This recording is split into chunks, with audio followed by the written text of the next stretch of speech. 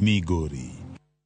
Kambi tudruok mar Safaricom komakore gi kambi keyo weche mar Royal Media Services e chenro margi mar M-Pesa sokoni nodhi nyime gi moro jopiny e gwenge ma Nyanza kaka Kisumo, Kisii kod Nyamira e dhialo higni 18 mar M-Pesa pacho kae ka giduoko erokamano ne kastembegi.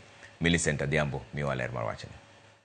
E kaunti ma Kisumo, kambi mar Safaricom ne otiego jopur maomi abich ewi kaka ginyalo bero yore pur kod pith nyaka kokalo e yor mbui motis ni DigiFarm.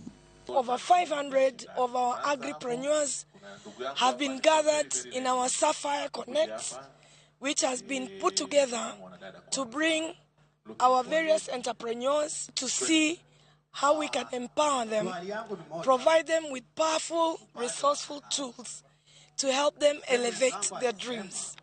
We've brought our own team from DigiFarm to help them understand how they can incorporate technology and AI in digital farming. Gimoneno wasebedo kwatiyo gi yore machon mag purka ma osebedo ka ok miwa yuto maber kata chudo kata timo yo moro amora kata yudo gik moko ka wapiny kata yudo puonj moro amora yo moro ma ngima masani. Koro kano osepuonjwa ni waneno ka koro bet machiegni ikelonwa gik moko machiegni kodwa kaka gik pur wanya penjo tiduokie simu wano kama dhi konyo mang'eny nikech koro bichuno nyaka wawuothi kata wamany jo agriculture kata jolony. E kaunti ma Kisii kod Nyamira, jolendo mag Nyakalondo mar Egesa kod Citizen noriwore kod johera mekgi e konyo kambi mar Safaricom hingo higni 18 nyaka ne M-Pesa chak tiyo pacho ka. Kawuononi, kweth makama nochopo e bombe ma Kisii, Keroka, Ikonge kod Nyamira kama jopiny nochodho e mich mopogore kaachiel giyudo puonj matut e wi chenro mag M-Pesa. We are really happy with the partnership with Citizen TV.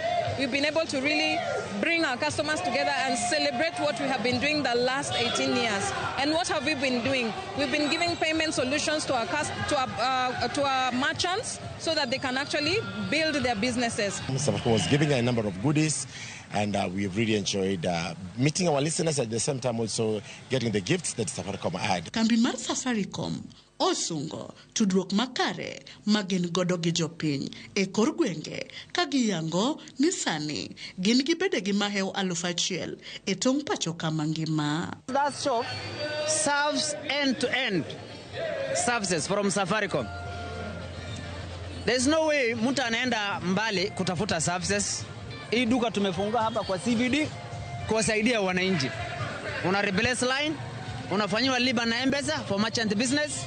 Tunafanya devices pale, simu yoyote. Tunahamisha watu kutoka ile mulika mwizi, tunaleta kitu inaitwa tunikiwa.